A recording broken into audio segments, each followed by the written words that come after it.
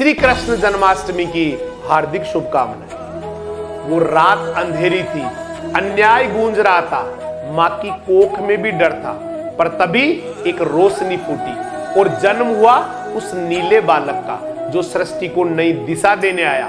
नाम था श्री कृष्ण। वो जन्म केवल एक पुत्र का ही नहीं था, वो जन्म था सच्चाई की पहली सांस का, अधर्म पर धर्म की पहली चोट का और विश्वास की पहली पुकार का।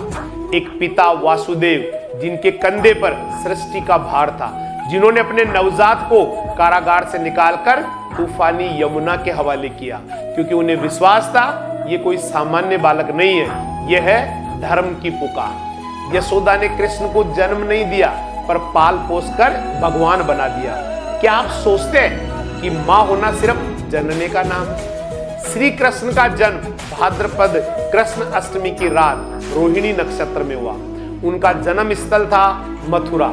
श्री कृष्ण को योगेश्वर, मुरलीधर, परिपूर्ण अवतार, कान्हा और रासेश्वर भी कहा जाता है। महाभारत के युद्ध में अर्जुन को गीता का उपदेश देने वाले वही श्री कृष्ण थे।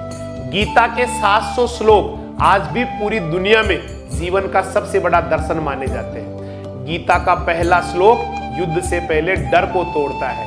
क्लव्यम मां स्मय गमय पार्थ है। कृष्ण युद्ध में गीता बन जाते हैं, दोस्ती में सुदामा का सहारा, प्रेम में राधा के अधूरे भाव और भक्ति में मीरा की आंखें बन जाते हैं। कभी सुदामा भूखा था, पैर में चप्पल नहीं, लेकिन जब वो कृष्ण से मिलने द्वारिका गया तो भगवान ने महल की शान को त्याग कर अपने मित्र के पैरों को धोया।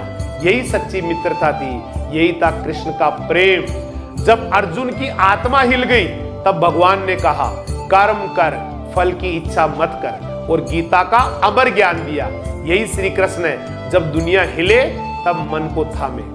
आज जब रिश्ते स्वार्थ से भरे, कृष्ण हमें सुदामा की याद दिलाते हैं। जब समाज अन्याय से जूझता है, कृष्ण हमें धर्म की राह दिखाते हैं। और जब हम प्रेम भूल जाते हैं, कृष्ण राधा बनकर हमें भावनाओं से जोड़ते हैं। कृष्ण का जन्म सिर्फ देवकी की कोख में ही नहीं हुआ, वो हर माँ के आंचल में, हर बालक की मुस्कान में और हर उस व्यक्ति के मन में जो अधर्म के खिलाफ खड़ा होता है। कृष्ण सिर्फ मंदिरों में नहीं रहते, वो हर जगह है जहां न्याय है, जहां प्रेम है और जहां इंसानियत है।